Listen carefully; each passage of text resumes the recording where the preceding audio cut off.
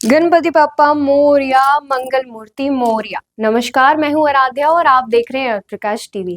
आज है 27 अगस्त यानी कि गणेश चतुर्थी का दिन और सभी जानते हैं गणेश चतुर्थी पे हम बप्पा को अपने घर लेकर आते हैं, यानी हमारे घरों में, मंदिरों में बप्पा का आगमन होता है। गणेश चतुर्थी पे हम 11 दिन के लिए गणेश जी को बाल रूप अपने घर लेकर आते हैं, उनकी पूजा करते हैं, उनकी अर्चना करते हैं, उनकी सेवा करते हैं और उनको भोग लगाते हैं। गणेश चतुर्थी के टाइम पे अगर बप्पा को हम घर रखते हैं तो कहा जाता है कि बहुत ही शुभ होता है, क्योंकि बप्पा को तो वैसे ही कहा जाता है किसी भी शुभ कार्य से पहले अगर गणपति बाप्पा का नाम लिया जाए तो वो अवश्य पूर्ण होता है।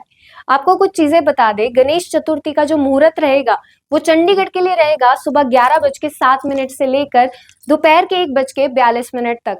और अगर हम बात करें गणेश चतुर्थी की तो इसकी स्थापना कुछ इस प्रकार की जाती है।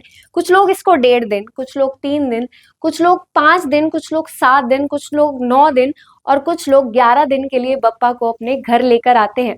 बच्चे की तरह उनकी सेवा करते हैं, 3 टाइम भोग लगाते हैं।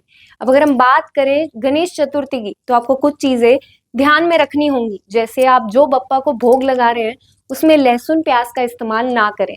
बप्पा को तीनों टाइम भोग लगाएं। अगर आप कहीं जा रहे हैं तो कोशिश करिए कि आपके परिवार में से कोई घर पर रहे, क्योंकि बप्पा को अकेले नहीं छोड़ना होता।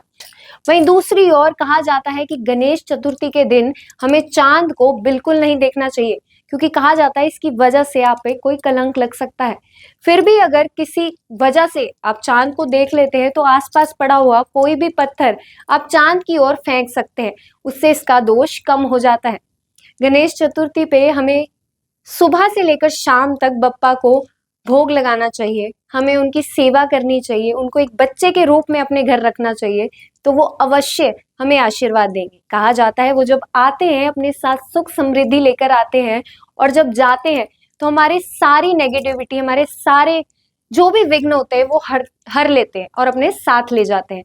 तभी कहा जाता है 11 दिन वो हमारे घर में सुख समृद्धि रखते हैं, हमें आशीर्वाद देते हैं और फिर जाते वक्त हमारी सारी बुराइयां, हमारी सारी नेगेटिविटी अपने साथ ले जाते हैं। अगर हम बात करें विसर्जन की तो विसर्जन आप अपने घर में भी कर सकते हैं। बाल्टी में विसर्जन करने के बाद आप उसको एक पौधे के रूप में हमेशा अपने साथ रख सकते हैं, या फिर आसपास वाली किसी भी बहती हुई नदी में आप उनका विसर्जन कर सकते हैं। अगर हम बात करें गणेश चतुर्थी की तो गणेश चतुर्थी 11 दिन के लिए रहती है और इस दौरान अगर आप बप्पा का एक मंत्र है ओम गण गणपते नमः, इसका 108 बार रोज जाप करते हैं तो आपकी कोई भी इच्छा जरूर पूर्ण होगी। सुबह शाम आपने आरती करनी है और सबसे महत्वपूर्ण चीज, अगर आप भोग में उनको मोदक और लड्डू चढ़ाते हैं तो वो उनको बहुत ही प्रिय होते हैं। तो हमारी ओर से आपको और आपके परिवार को गणेश चतुर्थी की बहुत बहुत शुभकामनाएं। नमस्कार।